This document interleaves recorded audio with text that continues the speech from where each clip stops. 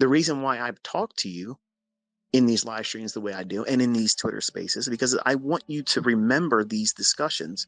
Because when you're in a live trade, and some of you probably have never been in a really profitable winning live trade with real money. When it happens, and if you're not sitting with a trade that has a limit order where you know where it's going to go, you got in, you don't know what it's going to do, you're just giving it a chance to start moving around, and it explodes in your favor out of blind luck. I say that facetiously, obviously, because if you're using what I'm teaching, it won't be blind luck. But it'll explode in your favor. And then you have this problem. It's running. Profits building constantly. And you're looking at it like a deer in headlights. You can't move. You're paralyzed, and you're watching the candle expand bigger and bigger and bigger, and the profits growing faster and faster and faster. And you don't want to touch the stop loss, but you don't want to close the trade, but you're thinking, I should close the trade because I'm making so much money. What happens if it reverses? And it still keeps climbing, it still keeps building up, and you're all hopped up. And it feels like panic. That's one of the hardest positions to be in as a trader that's new, because everything you do is going to be wrong. If you get out right now and it rips even more, you're wrong. If you don't get out and it retraces or reverses, you're wrong. If you stay in that position with no limit target placed and you don't trail your stop loss to lock in something, you're wrong. And that's what's happening at 100 miles an hour in your mind. All these things are zooming through, and you can't focus on any one thing. All of a sudden you have attention deficit disorder. You didn't have it before, but you have it now, buddy. And it's a weird feeling when you encounter that. It's like, what the hell do I do? What do I do? And if your spouse is in the room, they start talking to you. Shut up! Don't talk to me right now. Look, don't you understand how hard this is? I told you, I gotta be focusing. Now, minutes ago, you're reading the fucking comic books, eating potato chips, clipping your fucking toenails. But now, because you're in this position where everything's flying at light speed, you're not losing money, you're making money. You have no idea what to do with it. And here's your spouse just saying hello to you, and you're tearing their fucking face off.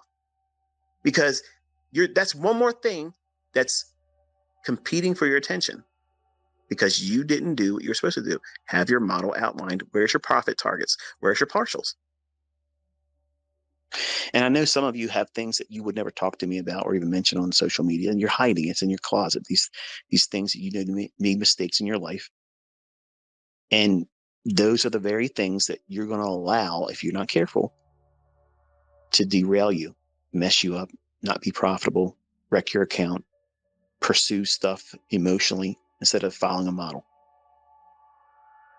That's an unfolding truth. That's something that happens. It ain't just well, it only happens to me or only happens to you. That's what happens to everybody. In those circumstances, that's always the outcome. But you feel like you're the exception. You're not going to be the person that happens to, when you're probably going to be the centerfold, the perfect example of that. By definition, if we looked it up, you would be in the case study that makes the perfect example of explaining this is what you should not do. That's how it typically ends up. But you don't feel like you're going to be the statistic. You feel like you're going to be exempt from it because it's you and you're different. And then when you go into the marketplace and you recklessly plow into it, hoping to get some kind of resolve or distraction by winning, knowing full well that win wasn't really a byproduct of your model. It's just because you impulsively gambled. No different from pushing a button on a slot machine at the casino or laying down some chips at the roulette table. That's a gamble. So you don't want to do those things. You want to see what I'm doing, teaching you how to see it, read it, be bored by it, and then like a business. You know, when people are running a business, they're not hopping around, you know, all excited because they're conducting business today. They're not doing that. They're very methodically doing the same thing that's boring to them. You do this, you do that, you stay organized, you do your books, you pay your taxes, and this is the end of the year, and you can carve out a salary. It's boring. That's how you want your trading. You want your trading just like that. It's not going to cause you sleepless nights. It's not going to be something that you have to stress over. It's a business. You know what you're looking for. You know how to anticipate these things repeating, and you know when you're going to engage and take on the risk. You're not allowing your personal life. You're not allowing the things that would make you feel insignificant or inferior, or you need a bump in your feel good dopamine. You're not going to try to get that through your trading. You're trading and pushing the button because there's something that your model says that this is a high probability, low risk opportunity, and you're going to engage it. And you're going to manage it until it's over. And when it's done, you close the charts and you turn it off and you walk away and you go to the next session or the next trading day. Repeat. That's discipline. That's running it like a business. And you're fortifying it and protecting it from any outside stimuli. No reason to try to replace a bad feeling away from trading. Trading is an island of itself. You don't let any of your personal stuff into that. You don't let other people in your relationships into your trading. You don't invite their analysis. You don't invite their opinion of what you've done. Your results are yours. Your spouse sees it at the end of the year. That's the best way of doing it. The best way.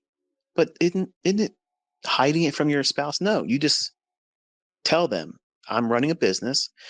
At the end of the year, I'm hopefully going to show you what I was able to do with this.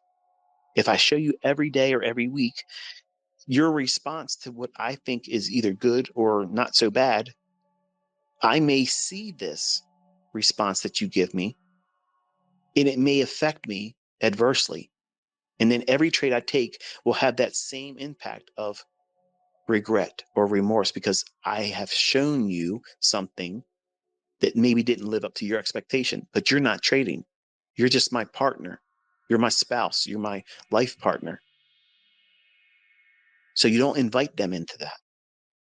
Be honest and say, I'm running this. This is what I'm doing, but you keep them out of it because two minds in this is toxic.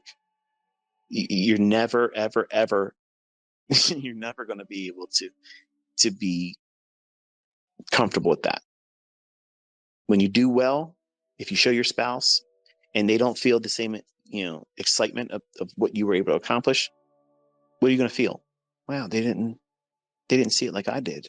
They don't appreciate me. You know how much effort it took for me to do this and how hard it was? They're never going to understand it, so don't tell them. At the end of the year, there's your results. There it is. At the end of next year, I'll show you my results again, and we'll pay taxes on it, and we get to live off the fat. There it is. That's the best way to do it. You're not hiding it.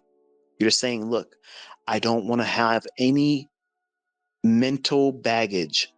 I don't want you to influence me. I don't want you to make me feel like I got to do better. And I don't want you to feel like I didn't do good enough. And if you're honest with your partner, wife, husband, whatever it is that you're with, if you're honest with them like that, that's the best way to ring in what you're doing as a trader. You're honest with them. You're going to confide in them when it's time to pay the taxes. Say, here, I'm going to show you what I was able to do. You're not hiding it from them, but you're being honest because it's a very psychological impact when you let someone else that you love give them their opinion about or report card.